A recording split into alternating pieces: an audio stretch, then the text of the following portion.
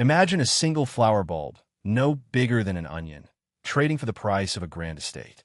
A bulb so coveted it could buy a Rembrandt masterpiece several times over. This isn't fiction. It's the shocking truth of 17th century Holland, a time when a simple tulip could transform a common merchant into a millionaire or utterly destroy their life. Welcome to the Tulip Mania, the world's first recorded speculative bubble, a story of irrational obsession, dizzying wealth, and devastating collapse. What happens when an entire nation loses its mind over a flower? To understand this madness, we must first travel back to the Dutch Golden Age, a time of unprecedented prosperity and cultural flourishing in the 17th century. The Netherlands, a global superpower, was brimming with wealth, trade, and innovation. It was into this fertile ground that tulips, originally introduced to Europe in the mid-1500s, found their way. Quickly, they transitioned from exotic curiosities to fashionable luxury items, then to ultimate status symbols. But not just any tulip. The most prized were the broken tulips, their petals streaked with mesmerizing, flame-like patterns. What the eager buyers didn't know was that these stunning patterns, the very source of their allure, were actually caused by a virus. A virus that, ironically, also weakened the bulb's ability to reproduce, making them even rarer and thus even more valuable. As the 17th century progressed, the tulip's allure grew. By 1623, a single Semper Augustus tulip bulb, famous for its vibrant red and white streaks, fetched an astonishing 1,000 guilders. To put that in perspective, a skilled artisan at the time earned about 300 guilders in an entire year. A decade later, by 1633, that same Semper Augustus could command 5,000 guilders. The prices were already astronomical, yet the market continued to climb, fueled by an insatiable desire for status and profit. Around 1634, the craze exploded. Ordinary people, seeing their neighbors get rich overnight, began pouring their life savings, their inheritances, and even their homes into the ground, hoping to harvest a fortune. The intrinsic value of the flower was long forgotten. It was all about the next price jump, the next buyer, the next wave of irrational exuberance. So how did a flower bulb reach such stratospheric prices? The answer lies in a financial innovation that was as ingenious as it was dangerous: windhandel, or wind trade. This wasn't about buying actual bulbs, it was about buying promises.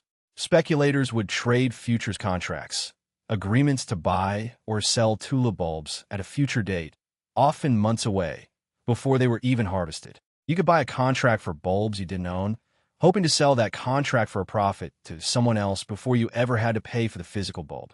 It was leverage on steroids, a classic example of the greater fool theory. You bought an overpriced asset, confident you could always find an even greater fool willing to pay more.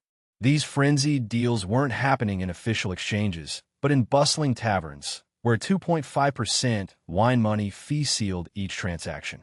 People were literally trading hot air, betting on the future value of a flower bulb they might never even see. By the winter of 1636 to 1637, the market was in a state of feverish delirium. Prices for some bulbs skyrocketed by an incredible 1,100% in a single month. Stories abound of the sheer lunacy. One famous anecdote tells of a sailor, arriving home from a long voyage, who mistook a valuable tulip bulb for an onion and ate it with his herring. He unknowingly devoured a fortune, perhaps 1,000 guilders, in a single bite. The absurdity was palpable, but few dared to question it.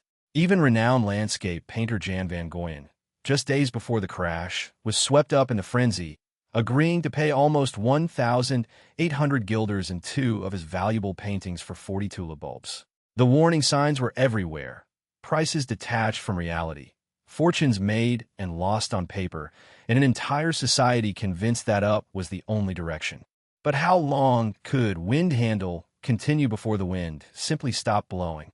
Then, in February 1637, the inevitable happened. The trigger was a seemingly innocuous auction in Haarlem. For the first time, buyers failed to show up. A few bulbs went unsold. The ripple turned into a wave, then a tsunami. The greater fools had vanished. Panic ripped through the taverns.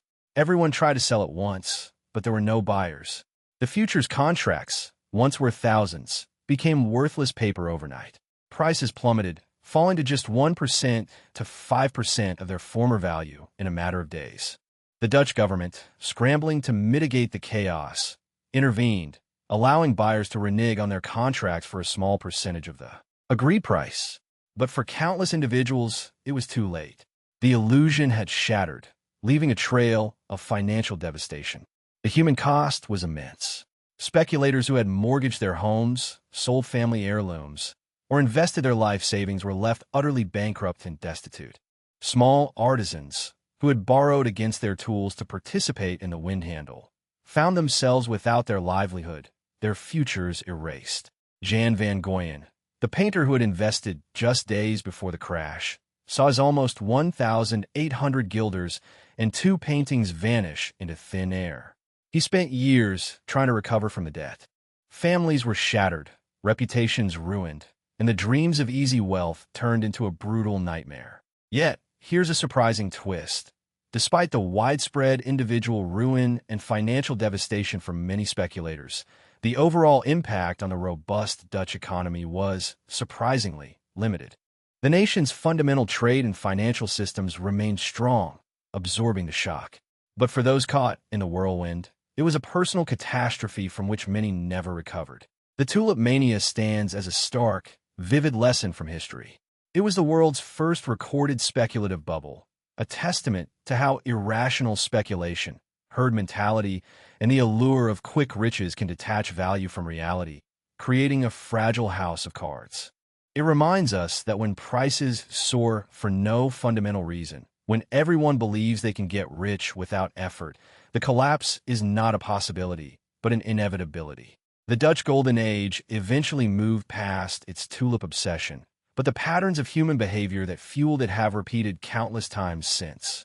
The Tulip Mania was the first, but it certainly wasn't the last time a speculative frenzy gripped the world and left a path of destruction in its wake. And in the Collapse Files, we'll keep exploring those stories.